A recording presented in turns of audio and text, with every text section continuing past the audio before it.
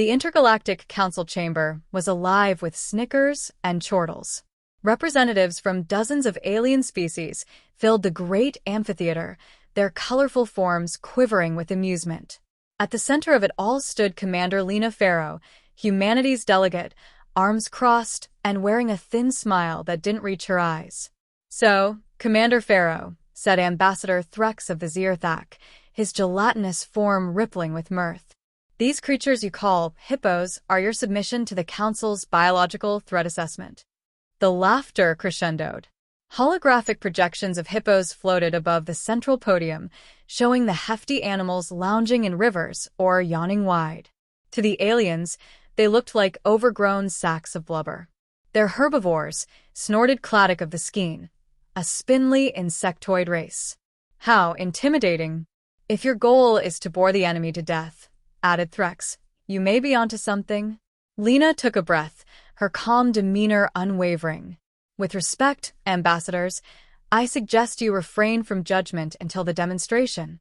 More laughter. But Lena pressed a button on her wrist console, summoning a new projection. A lush riverside hologram materialized, complete with a single hippo grazing placidly on the shore. Next to it stood the towering form of an Zkkx'taar Warbeast, a 12-foot-tall armored predator with claws that could shear through steel. The Warbeast snarled, and the room fell silent. "You brought in Zkkx'taar?" Zkkx'taar said, incredulous. "Surely this is overkill." Lena shrugged. "You asked for a fair assessment. Begin." The Warbeast's handler signaled, and the monstrous creature charged at the hippo. The assembled aliens leaned forward in their seats, eager to see the inevitable massacre. At first, the hippo barely reacted, continuing to munch on its grass. But as the Zkkxtaar closed in, something changed. The hippo's ears twitched. It turned its head, and its tiny eyes locked onto the charging predator. The council chamber's laughter died as the hologram zoomed in on the hippo's face. Its mouth opened wide, revealing massive, tusk-like teeth. It let out a guttural roar that echoed through the chamber. "Wait," Zkkx'taar began, but it was too late. The Zkkxtaar lunged, swiping with a claw that could shred battle armor. The hippo sidestepped with surprising agility, and before the Warbeast could recover, the hippo barreled into it, a 4,000-pound freight train of muscle and fury. The impact sent the Zkkxtaar sprawling. The council chamber erupted in gasps. The Warbeast scrambled to its feet, only for the hippo to clamp its jaws around the predator's neck. There was a sickening crunch. The Warbeast thrashed, claws flailing uselessly against the hippo's iron hide, until with a final jerk of its head, the hippo ripped the Zkkxtaar's throat out and tossed the carcass aside like a rag doll. Silence. The hippo returned to its grazing as if nothing had happened. Lena turned to face the council. "Ladies and gentlemen, I present to you the hippopotamus amphibious, territorial, aggressive, and responsible for more deaths in its native habitat than any other large animal. I'd advise against underestimating it." Zkkx'taar's gelatinous form had deflated noticeably. How did we not know about these?" Lena's smile finally reached her eyes. "Humanity's full catalog of terrestrial fauna has yet to be shared. But if you'd like, I can arrange for a demonstration of the cassowary next." The room shuddered as aliens hastily waved their appendages in protest. "No need," Zkkx'taar said quickly. "Your point is well made." Lena inclined her head. "I thought so." As she exited the chamber, she couldn't help but chuckle.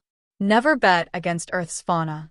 They'd learned to survive on a death world long before humanity had even picked up sticks. Chapter 1. First Impressions. Galactic civilization was vast, encompassing countless star systems and species, each unique in its own peculiar way. Some civilizations prized intelligence, others strength, and a few relied on sheer numbers. But there was one thing the galaxy's sophants agreed upon: the creatures of Earth, the so-called Death World, were a collection of terrifying oddities. The Galactic Scientific Consortium had long catalogued Earth's species. They'd analyzed lions, tigers, bears, and wolves, marveling at their evolutionary perfection. Earth's apex predators were renowned for their ferocity. Its insects and arachnids were celebrated for their venom and resilience. Yet, among this chaotic menagerie, one creature had become a universal joke among the stars, the hippopotamus. Standing squat and rotund, with its stubby legs and absurdly large mouth, the hippopotamus was routinely displayed as a galactic punchline in visual media. The idea of Earth's apex, herbivore, waddling clumsily to defend itself elicited laughter in council chambers across the universe. One such council chamber, the Grand Hall of the Zkkx'taar Empire, buzzed with mockery as images of Earth's laughable hippo species floated in the holographic display. The Zkkx'taars, a proud and warlike reptilian race with long tails and ridged exoskeletons, prided themselves on their warbeasts, massive creatures engineered over generations for battle.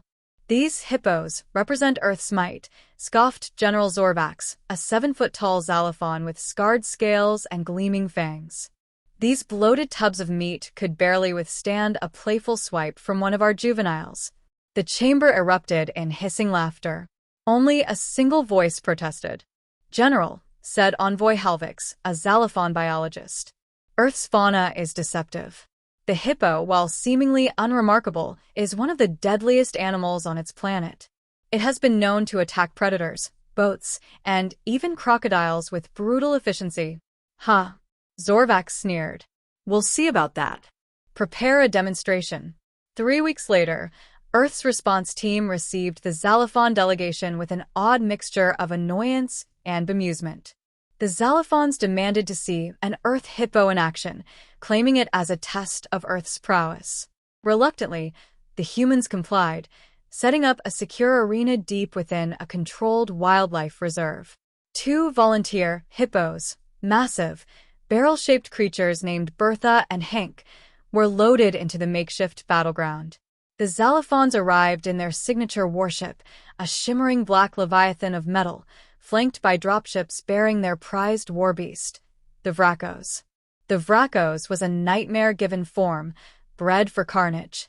Towering 20 feet tall, its 4 muscular legs ended in razor-sharp claws, and its elongated head bore rows of jagged teeth. Its chitinous hide shimmered with a reflective sheen, and 2 whip-like tails lashed the air behind it. "This," Zkkx'taar announced, gesturing to the Zkk'taar, "is strength. Now, release your hippopotamus." The arena gates opened with an audible clang. Hank waddled out first, his massive body jiggling slightly with each step. His small, piggy eyes blinked at the Zkk'taar, unimpressed. Bertha followed, her nostrils flaring as she took in the foreign smells of the battlefield.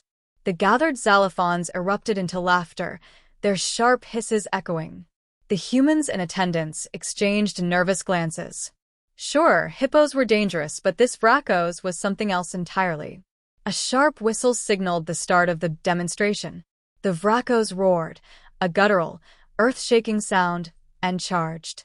Its claws dug furrows in the ground as it sprinted toward the hippos, tails whipping furiously. Hank, ever the nonchalant one, merely turned to Bertha and yawned. Bertha, however, narrowed her eyes and opened her mouth wide, revealing massive, curved tusks. Then she charged. The arena shook as Bertha met the Zkk'taar head-on. The impact was thunderous. The Zkk'taar snarled and snapped, but Bertha was faster than her bulky frame suggested. She twisted, clamping her enormous jaws onto the warbeast's armored neck. The Zkk'taar thrashed, its claws scraping against her thick hide, but Bertha held firm, her bite pressure crushing chitin and muscle alike. Hank joined the fray, his lumbering bulk slamming into the Zkk'taar's side. The warbeast let out a keening wail as the hippos tore into it with ferocity that left even the Zkk'taar stunned.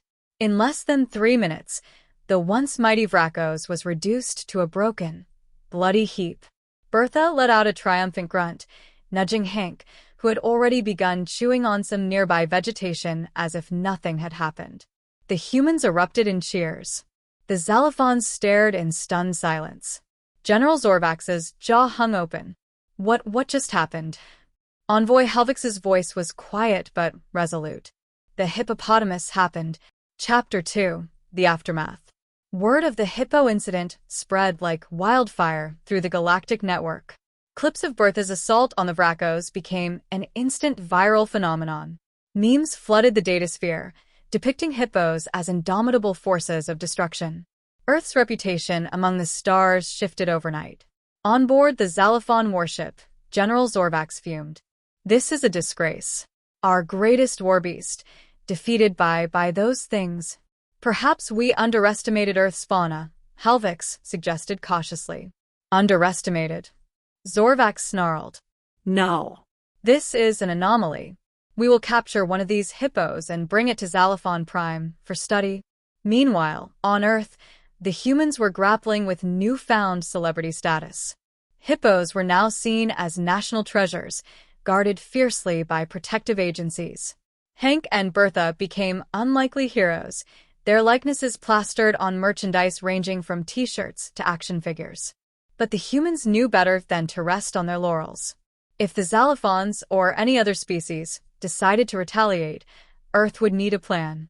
In a secret underground facility, researchers began analyzing the combat footage. Dr. Emily Carter, a leading zoologist, addressed a room full of military officials. "Hippos are naturally aggressive and territorial," she explained. "Their bite force is among the strongest of any terrestrial animal. But what's most important is their sheer tenacity. They don't back down." "Can we weaponize that?" asked Colonel Ramirez. "We might not need to," Carter replied. "With proper conditioning, we could train them to recognize and attack specific threats. They're already apex combatants. All they need is direction." The room fell silent as the implications sank in. Earth's greatest weapon against alien incursions might not be advanced technology or strategic ingenuity. It might just be the hippopotamus. Back on Zalafon Prime, a team of hunters prepared for their mission. Their objective was simple: retrieve a live hippopotamus. As their ship set course for Earth, General Zorvax issued his final command. "Bring me a specimen," he growled. "Alive. And pray it's worth the effort." Unbeknownst to them, Bertha and Hank would soon have visitors. Chapter 3. The Battle of the Swamp. The alien invaders, the Grask, had underestimated humanity before, but now their hubris reached its zenith. Standing on the edge of the Congolese swamp, their warbeasts, hulking, scaled monstrosities with jaws like steel traps, towered over their handlers, gurgling low, threatening growls. The Grask's commander, a tall, sinewy creature named Ulvax, squinted through the dense humidity. "This is where they retreat to?" Ulvax sneered, mandibles clicking in disdain. "A fetid swamp? Pathetic. They will learn what it means to defy the Grask." A subordinate stepped forward. "Commander, scans indicate several human life forms nearby, but no military machinery. Shall we advance?" Ulvax gave a sharp gesture, his 3 clawed fingers slicing the air. "Deploy the warbeasts. Flush them out." The swamp was alive with sounds: the croaks of frogs, the buzz of insects, the distant splash of water. Hidden within the lush vegetation, Captain Alara Santos and her team of human resistance fighters waited silently. The Grask thought they were safe in their armored suits and towering beasts, but they didn't understand what lurked in these waters. Alara glanced at her wrist communicator. "Positions," she whispered. "In place," came a hushed voice. "Same here," another responded. Her gaze flicked to the muddy water behind her, where a pair of eyes, small, beady, and impossibly calm, rose just above the surface. With deliberate slowness, a massive hippopotamus surfaced, water streaming off its back. Alara reached out and patted its flank. "Just wait for the signal, big guy," she murmured. The first warbeast entered the swamp with a thunderous splash, its bulk sending ripples across the water. Standing 3 times the height of a human and covered in dark, spiked armor, it sniffed the air with grotesque, flared nostrils. A second beast followed, then a third. The Grask handlers stayed back, barking orders in their guttural tongue. One of the beasts growled and snapped at a dragonfly flitting past its head. Its jaws slammed shut with the sound of a car door slamming, and a satisfied growl rumbled deep in its chest. "Spread out," Ulvax barked. "Find them." As the warbeasts pushed deeper into the swamp, the murky water grew shallower.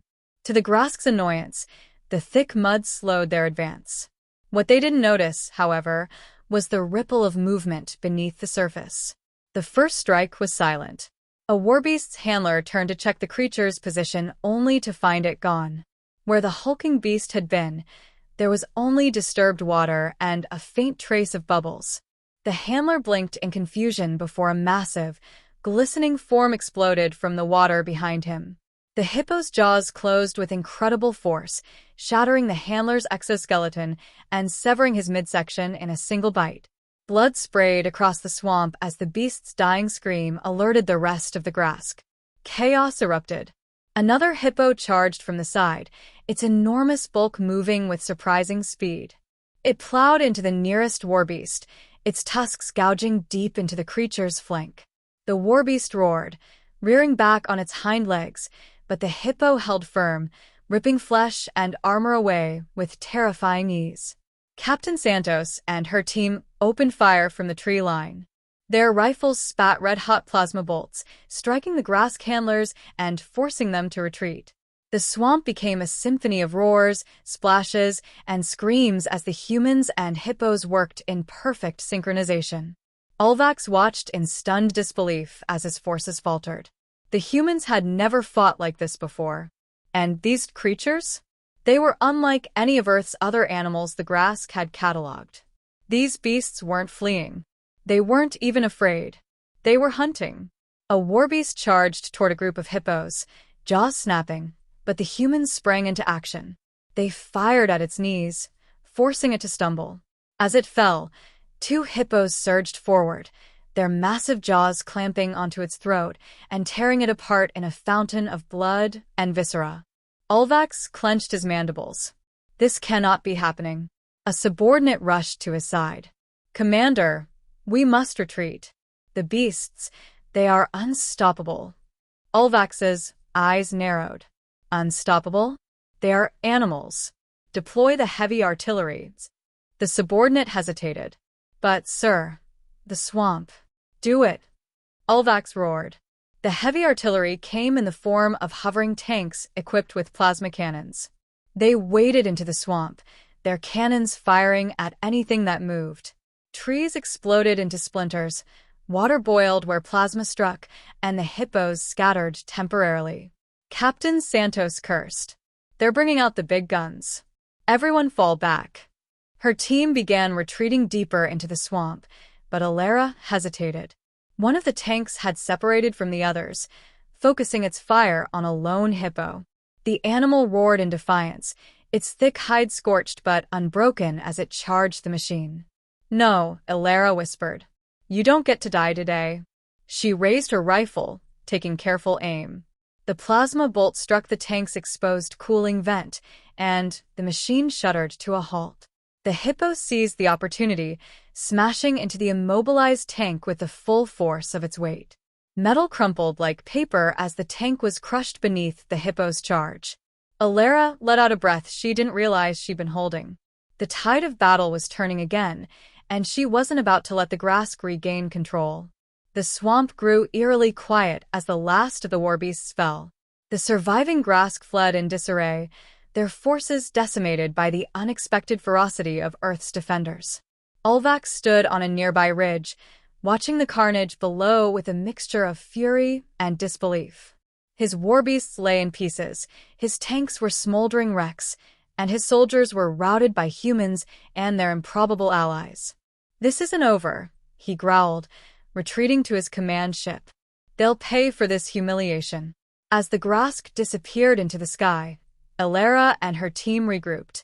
The hippos, now calm, wallowed in the water as if nothing had happened.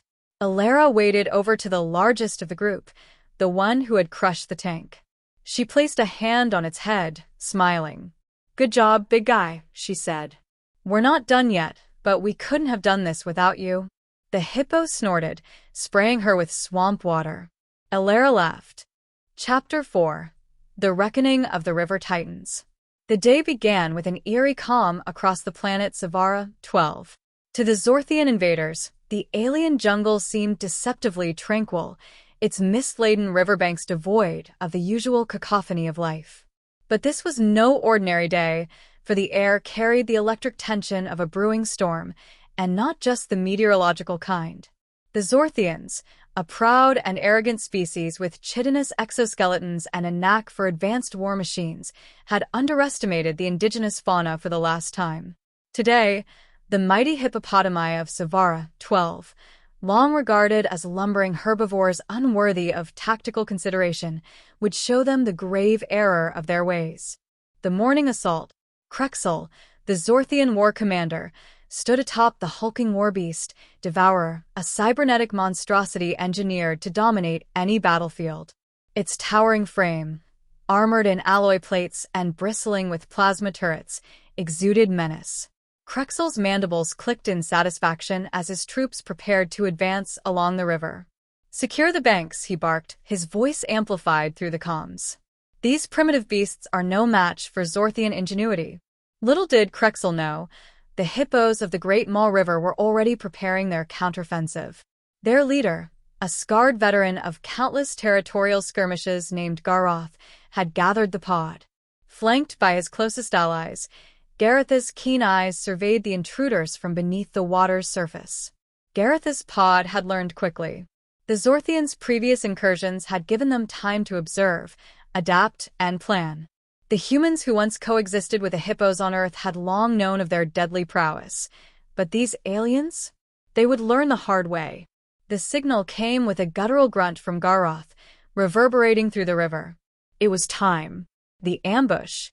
The Zorthians advanced, their Warbeast plodding forward with the confidence of apex predators in an unchallenged domain. Flanking Devourer were mechanized walkers and hovercraft, scanning the dense undergrowth for signs of life. The river flowed lazily beside them, its opaque waters betraying nothing. Suddenly, a low rumble shook the ground. Zkkx'taar's eyes darted to the river, his mandibles twitching with unease. "Commander," a subordinate's voice crackled through the comms. "Movement detected in the water." Before Zkkx'taar could respond, the river exploded. Garroth emerged first, his massive bulk launching skyward in a display of raw power. Weighing over 3 tons, his jaws clamped onto the leg of a mechanized walker, crushing its servos with ease.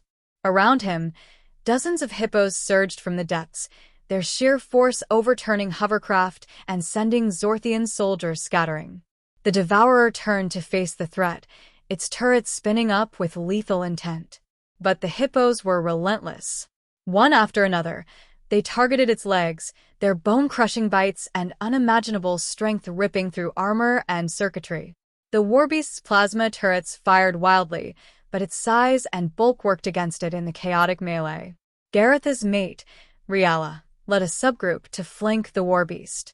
Coordinating through deep, resonant bellows, they attacked its underbelly, exploiting weak points in its armor. The Zorthians inside scrambled, their cries of alarm echoing as systems failed one by one. The turn of the tide. Zkkx'taar, still atop the Devourer, watched in disbelief as his war machine faltered. The Hippo's attacks were surgical, coordinated with an intelligence he hadn't anticipated. One particularly large male, scarred and missing part of an ear, locked eyes with him. It was Garroth.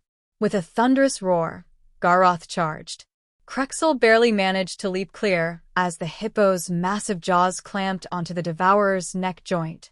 With a ferocious twist, Garroth wrenched the head free, sending sparks and shrapnel flying. The Devourer collapsed, its legs crumpling under its own weight.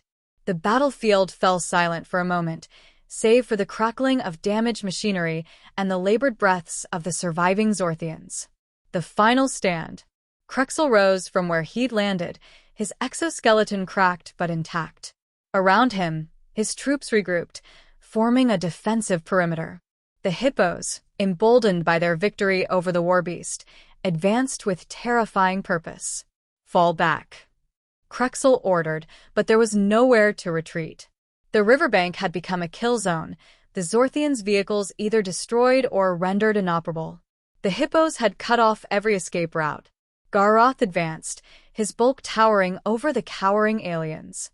Behind him, the pod formed a semicircle, their eyes glinting with determination. This was their home, their sanctuary, and they would defend it at any cost. Krexel drew his plasma pistol, aiming at Garroth. "You think you can stop us, beast?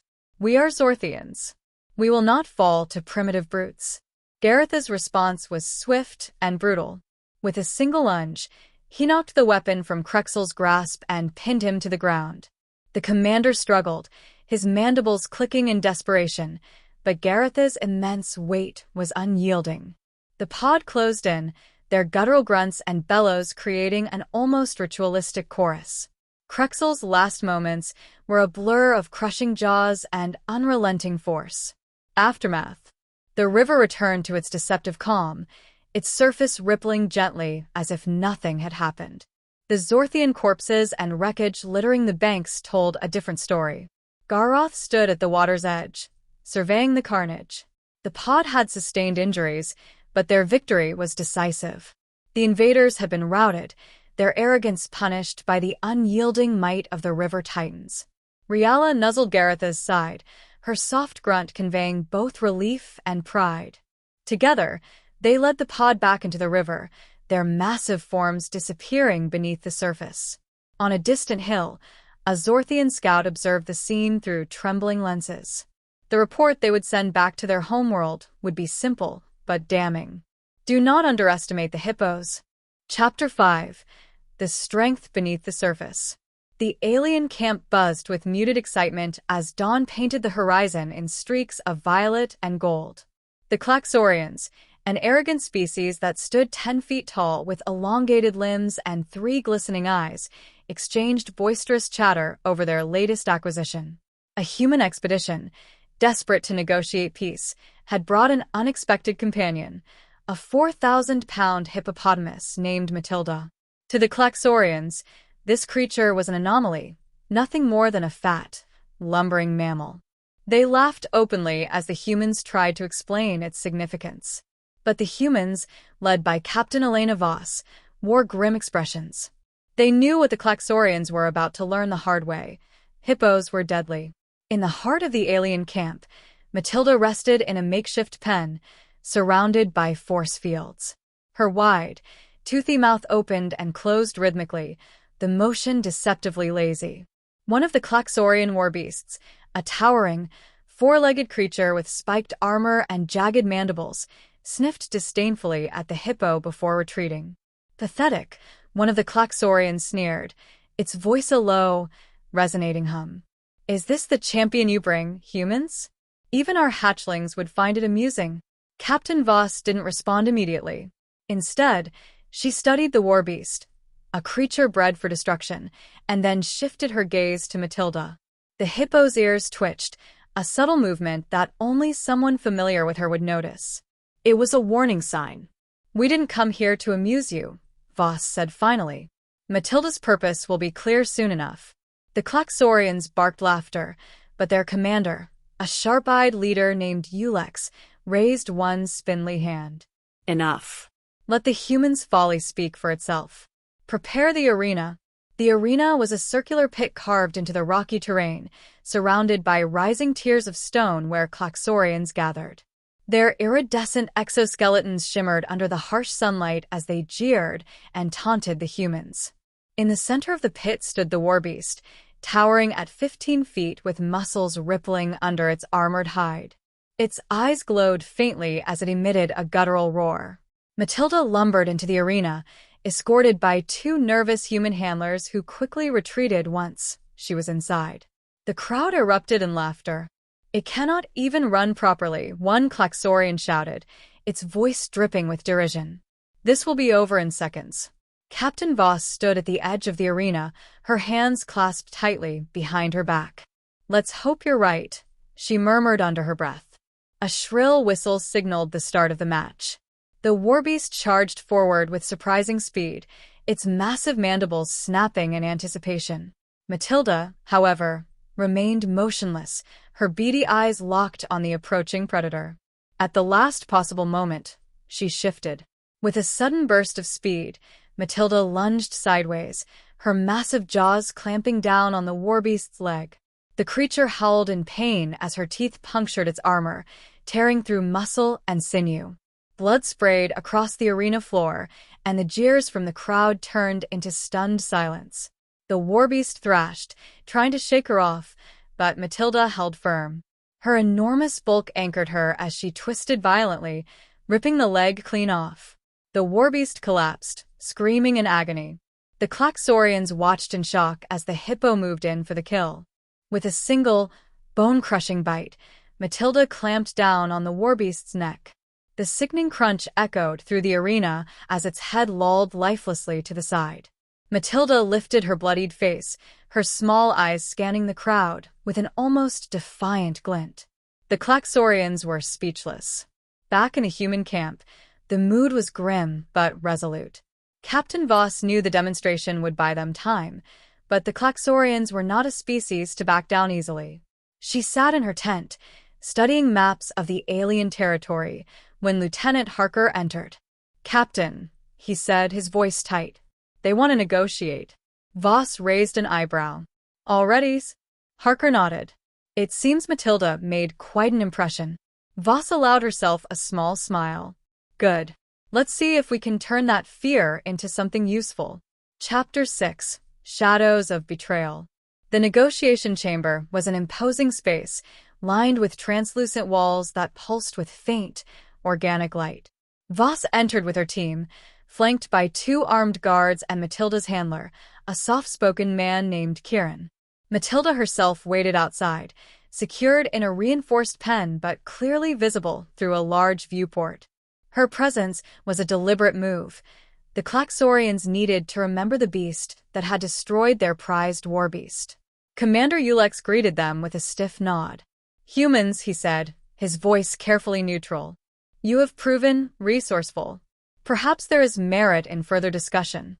Voss didn't let her guard down. She'd dealt with too many alien species to mistake civility for sincerity. "We're open to dialogue," she said. "But understand this. We're not here to grovel. We want peace, but we will defend ourselves if necessary." Zkkx's 3 eyes narrowed slightly. A bold statement for a species so outmatched. "Outmatched in technology, perhaps," Voss replied. "But not in determination." The tension in the room was palpable. Voss could feel the weight of every decision, every word. She had to strike the right balance between strength and diplomacy. As the discussions continued, a low rumble shook the chamber. The humans and Zkkx'taarians exchanged uneasy glances as the lights flickered. "What was that?" Voss asked, her hand instinctively moving to her sidearm.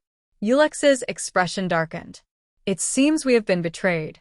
Before anyone could respond, the chamber doors burst open, and a group of heavily armed Zkkx'taarians stormed in. Their leader, a scarred warrior with a missing eye, pointed a clawed finger at Zkkx. "You have grown weak," the warrior spat. "These humans should be eradicated, not negotiated with." Chaos erupted. The humans drew their weapons as the rebel Zkkx'taarians opened fire. Voss dove behind a table, barking orders to her team. Kieran, unarmed and vulnerable, scrambled toward the exit. "Matilda," he shouted as he ran. The viewport shattered as a stray blast struck it, and the sound of Matilda's enraged bellow filled the air. Freed from her pen, the Hippo charged into the fray, her massive bulk smashing through walls and sending rebels flying. Her jaws snapped shut around one attacker, reducing him to a bloody heap. The tide of battle shifted as Matilda wreaked havoc, her sheer power an unstoppable force. Voss seized the opportunity, leading her team in a counterattack that quickly overwhelmed the rebels. When the dust settled, the chamber was in ruins. Zkkx, bruised but alive, looked at Voss with a mixture of respect and fear. "Your creature is formidable," he admitted. "Perhaps there is more to your species than we thought." Voss holstered her weapon and extended a hand. "Shall we continue our discussion?" Zkkx hesitated, then clasped her hand with one of his spindly claws. "Yes. Let us talk." Outside, Matilda stood amidst the wreckage, her eyes calm once more. Kieran approached cautiously, offering her a handful of fruit. She accepted it with a grunt, her jaws closing gently around the offering. "Good girl," he murmured. For the first time in weeks, Voss felt a glimmer of hope. Perhaps, against all odds, humanity had found an ally in the most unlikely of places.